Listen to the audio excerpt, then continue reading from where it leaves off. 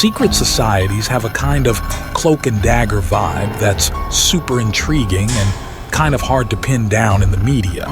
They're basically exclusive clubs or groups where only the chosen few get the lowdown, usually after going through some serious initiation ceremony. May I have the password? Depending on how sneaky they are, they're pretty good at keeping their secrets on the down low. So why are these secret societies so important for male bonding? Should all men be inside one? Keep watching to find out. But before we get started, kindly subscribe to this channel if you haven't. Also, make sure that you click on the notification bell so that you don't miss out on any of our posts. Brotherhoods and fraternities. Secret societies like to stay incognito, so they don't give out much info about their members or money situations. They prefer swapping hush-hush info and having secret rituals that make them feel tight-knit and connected. Back in ancient times, secret societies were mostly made up of men who were bonding and networking. Do you know those secret society stories that turn into books or movies? They tend to make these groups seem all spooky and intense, like Eyes Wide Shut or Skulls. Those ring a bell. Lots of times, people think these societies have some religious or political plan going on, and the whole mysterious vibe fuels tons of conspiracy theories. In actuality, though, these groups might be far less harmful. Information about some of the more well-known societies hints that, on occasion, reality can indeed be more surprising than fiction. Throughout the ages, hidden groups have come and gone, yet a few have stood the test of time, owing to the numerous myths that intertwine with their existence. Dynamics of secret societies. In the expansive gatherings of secret societies, a web of intricate social connections usually unfolded on its own accord. A sort of informal hierarchy naturally developed as respected and seasoned individuals stepped into roles of leadership. The success of the group hinged on a shared workload, with each member contributing their own unique role.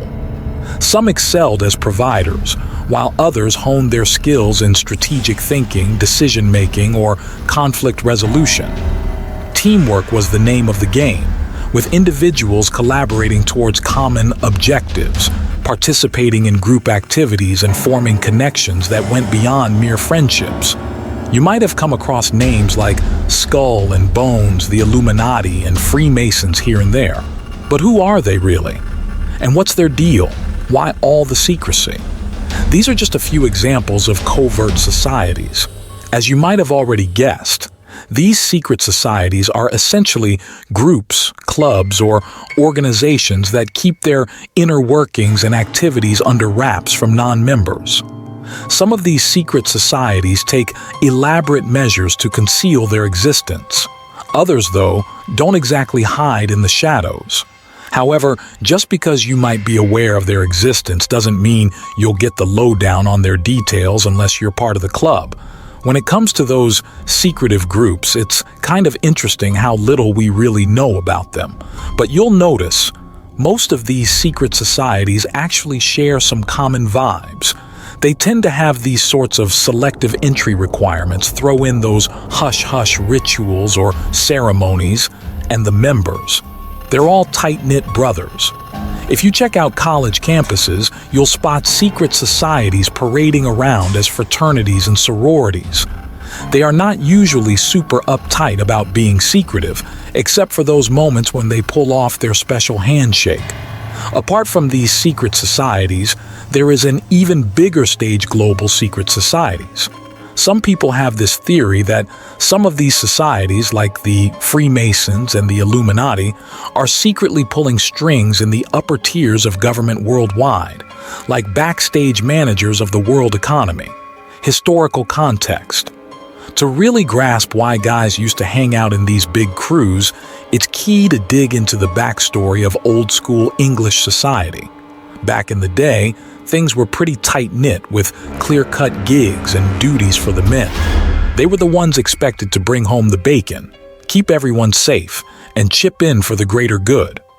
This whole team mentality set the stage for these epic bro gatherings. Guys joined forces for all sorts of reasons, whether it was their job, family ties, or just a common goal. Living close by naturally brewed up a vibe of togetherness, teamwork, and having each other's backs.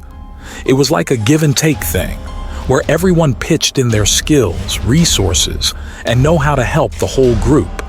Whether it was the farmers doing their thing with the land, craftsmen rocking their trades, or warriors holding it down for their turf. These crews thrived because they needed each other. Rosicrucian Order, 1607. Take, for example, the Rosicrucian Order.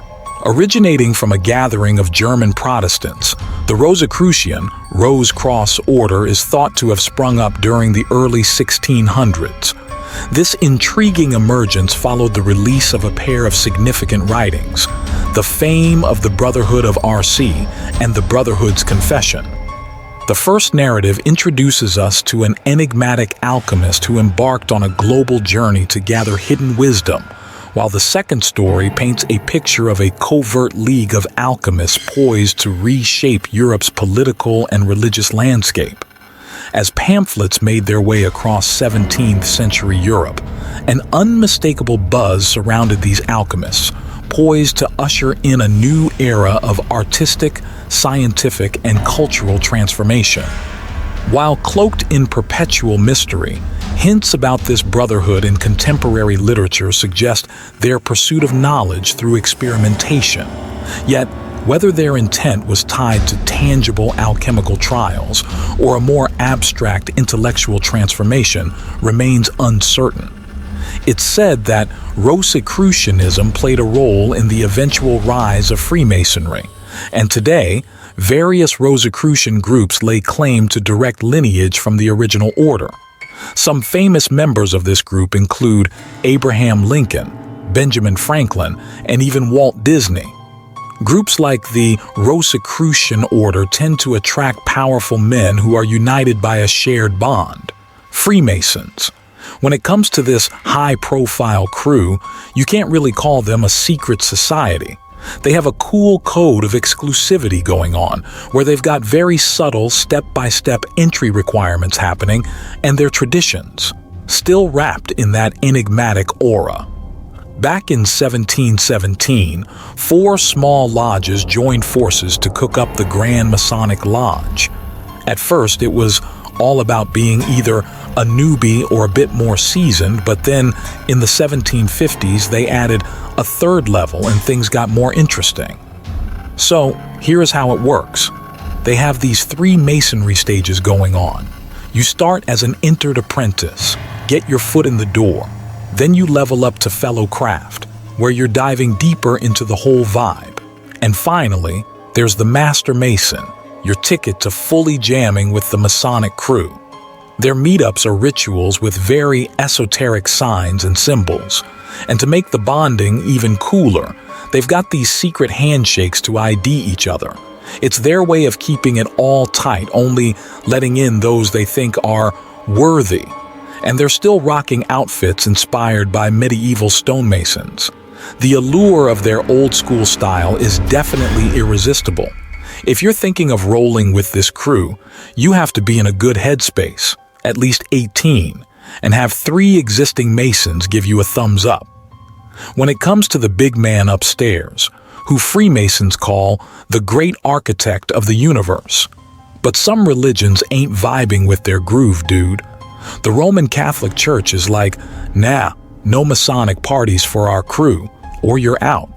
Some pretty big names have kicked it with these Freemasons, the likes of Mark Twain, Winston Churchill, and even Henry Ford. Benefits and difficulties of secret societies. Dwelling within sizable communities brought about a bunch of perks for men. The collective's muscle gave rise to a solid safety net, making it easier for them to handle life's hurdles in a more relaxed way. Resources being shared and communal wisdom in the mix ensured a fancier way of living, passing down skills and know-how from one generation to the next.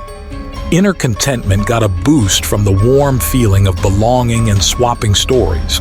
Of course, some hiccups popped up like tussles over who's boss, the craving for personal space in shared spots, and the tricky task of keeping everyone in sync despite their different vibes.